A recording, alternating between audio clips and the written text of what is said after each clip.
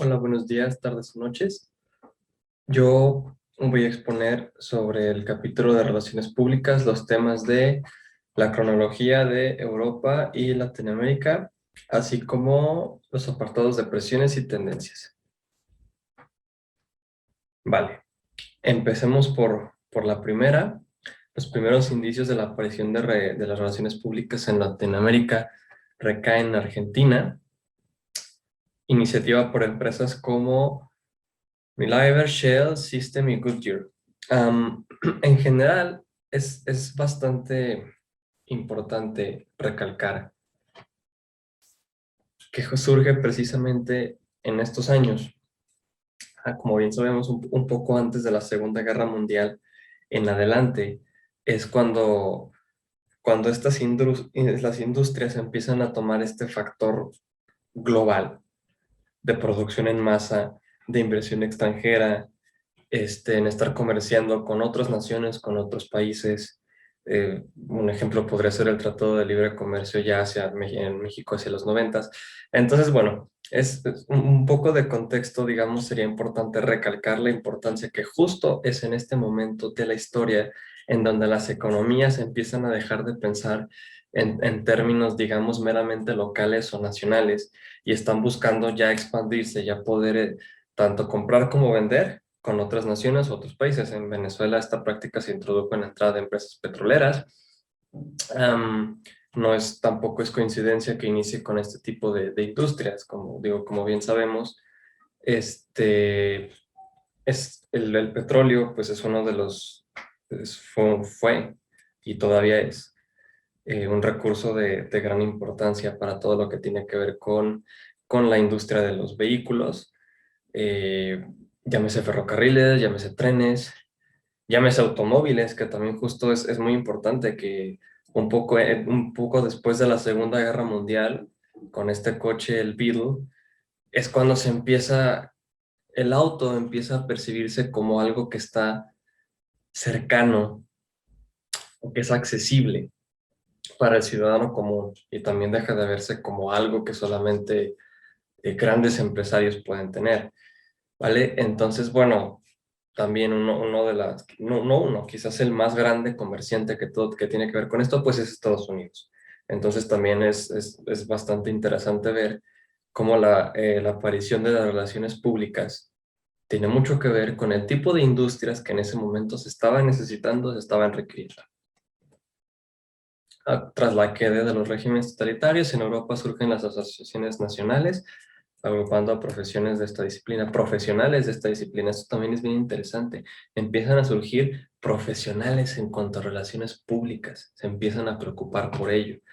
Gran Bretaña crea el Instituto de Relaciones Públicas, inicia la práctica profesional de las relaciones públicas en México, con la empresa fundada por Federico Fuarte. Esto es bien interesante, o sea, la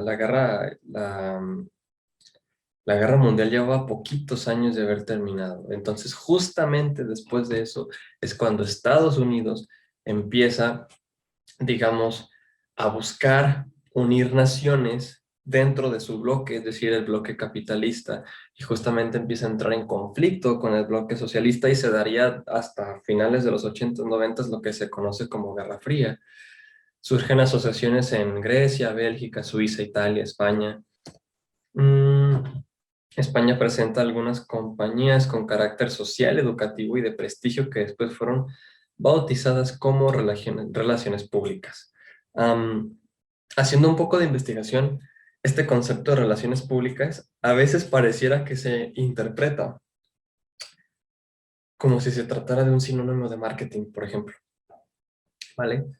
Y esto de ninguna manera significa que que la palabra marketing involucre algo necesariamente con connotación negativa, pero ciertamente existen en general entre las personas la palabra marketing involucra muchas connotaciones negativas. Entonces es interesante ver cómo en las relaciones públicas se empiezan a involucrar todo este tipo de conceptos, ya sea social, ya sea educativo.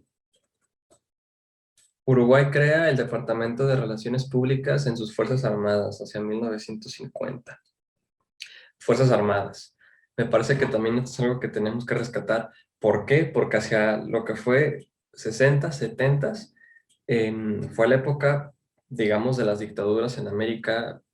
Las fuerzas militares tenían una presencia, me parece, bastante muy diferente a lo que percibimos ahora como las Fuerzas Armadas o el Ejército. Entonces, el hecho de que las relaciones públicas se empiecen a asociar directamente con las Fuerzas Armadas, justo en estos momentos que estaba pasando en Latinoamérica, también es bastante interesante. Y de nuevo, a pesar de que quizás ya haya sonado un poco redundante mientras lo he estado hablando, lo he estado explicando, no es coincidencia que todo esto empiece a suceder justo unos cuantos años después de la Segunda Guerra Mundial, cuando las economías globales están creciendo, cuando los países están buscando eh, ganarse un lugar, que las economías crezcan, poder llegar a otros países, etcétera, etcétera, etcétera. En 1952, en Chile, la empresa de Brandon Cooper Company crea su departamento de relaciones públicas.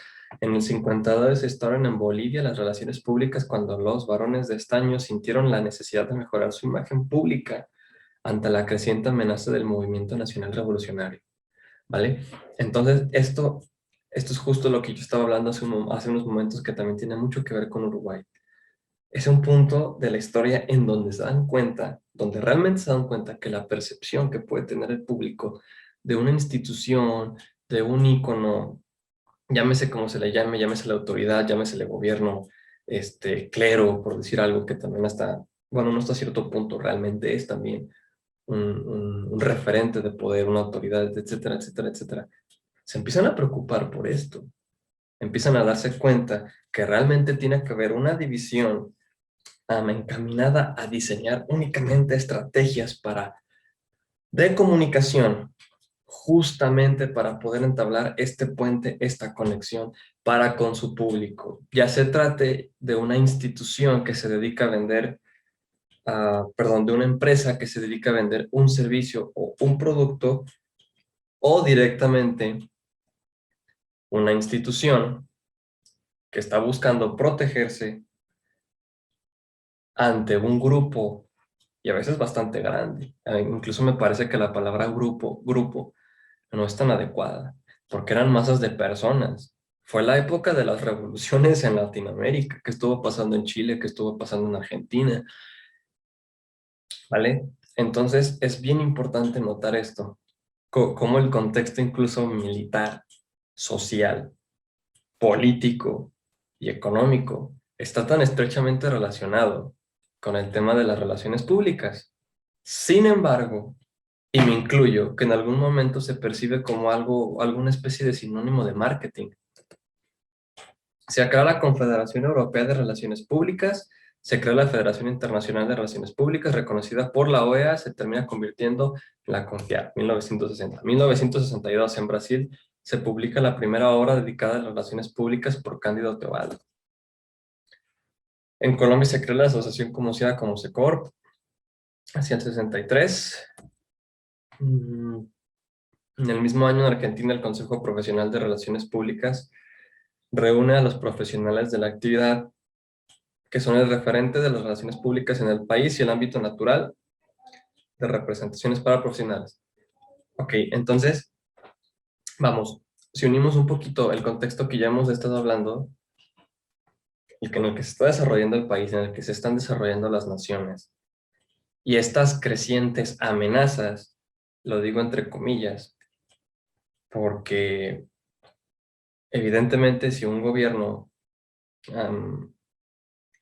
si hay un cierto grupo de personas que se están levantando en contra de un gobierno o están amenazando su autoridad o están amenazando su poder, por supuesto que se va a percibir como amenaza. Pero si estamos hablando de una persona que está buscando defender sus derechos, obtener mejores derechos, mejores leyes, o que cierto tipo de situaciones se regulen de mejor manera que no se están regulando, entonces por supuesto que la palabra amenaza pues pasa a ser el gobierno mismo. ¿Vale? Entonces me pareció justo porque en ese apartado usó la palabra amenazas, consideré que quizás era necesario hacer esta indicación. En el 70 la práctica de relaciones públicas sufre fuerte persecución en Colombia, México, Ecuador, Perú, Chile y Venezuela. 1970. qué estaba pasando en el mundo, ¿ok? En Estados Unidos, en estos momentos, y un poco más adelante después, era un caos, era un completo caos. Estaban surgiendo multitudes de grupos exigiendo minorías, exigiendo mejores regulaciones para sus derechos, exigiendo mejor calidad de vida. Llámese la población afroamericana con la formación del grupo los Black Panthers, las Panteras Negras, incluso había gente radical de ese lado del grupo, ¿vale? Entonces, de nuevo, me parece que es bastante interesante ver cómo todo esto pues también estaba terminando por afectar en todos estos países. Estaba el movimiento, todo lo que tiene que ser el movimiento hippie, la música, el rock, también estaba en su punto más alto de la historia, ¿vale? Y por supuesto que todo eso estaba afectando directamente en Latinoamérica. Precisamente, no por nada tenemos rock en español, ¿vale? Es una de las muchas expresiones de las que se podría hablar. Y justamente en ese momento había una persecución de todo lo que involucrara todo este tipo de situaciones. Era un caos. Entonces, me parece totalmente, digamos, predecible hasta cierto punto que todo lo que compete a las relaciones públicas también se estuviera viendo afectado, incluso se viera como un riesgo. En el 96 se crea la Asociación Mexicana de Agencias de Relaciones Públicas con el fin de conjuntar a las empresas dedicadas a estas áreas de la comunicación. En el 96 da inicio a una nueva etapa, esto es parte del mismo punto. En el 98 se crea en Brasil la Asociación Latinoamericana de Relaciones Públicas, cuya misión es unificar los esfuerzos que atiendan a los objetivos comunes en el desenvolvimiento profesional de las relaciones públicas en América Latina. Apenas hasta este punto, hacia los años 2000, digamos, la situación de la que he estado hablando que inició terminando la Segunda Guerra Mundial, empieza a tomar forma, se empieza a calmar, y tiene mucho que ver algún tema de tendencias que vamos a abordar más adelante. Crecimiento de la industria de relaciones públicas en México, pasando a 40 agencias de relaciones públicas a 172. Bien, ahora, lo importante. Tendencias, crecimiento de grandes instituciones. Atrás han quedado los pequeños bancos y negocios, se cambian por gigantescas corporaciones. Esto es bien importante. ¿Por qué buscar que una empresa, una institución, etcétera, etcétera, etcétera, busque entablar este puente con el público al que va dirigido? ¿Por qué invertir tanto tiempo desarrollando estrategias de comunicación para esto? Bueno, precisamente por lo que yo estaba mencionando en un comienzo de la exposición, porque la economía se empieza a percibir de una manera totalmente distinta y pasas de estar en un país a estar en 15, a estar en 20, a estar en muchos más, macro, ¿vale? Entonces, basándonos en eso, me parece totalmente, digamos, acorde que las relaciones públicas se den como una necesidad para atender a grandes públicos. Mientras más grande sea, mientras a más gente le llegues, pues mejor vas a necesitar atender a esa gente, a ese público. Cambios y conflictos con el crecimiento de las redes se vuelven más visibles las inquietudes de las sociedades. Bien importante también. Y justamente todo lo que he estado mencionando, o sea, cómo el contexto realmente se apega a lo que está sucediendo, o más bien las relaciones públicas se apegan a lo que estaba sucediendo en el contexto. Como estaba mencionando, o sea, pensemos todo lo que se estuvo viendo en esos años, desde el asesinato del doctor Martin Luther King, ¿vale?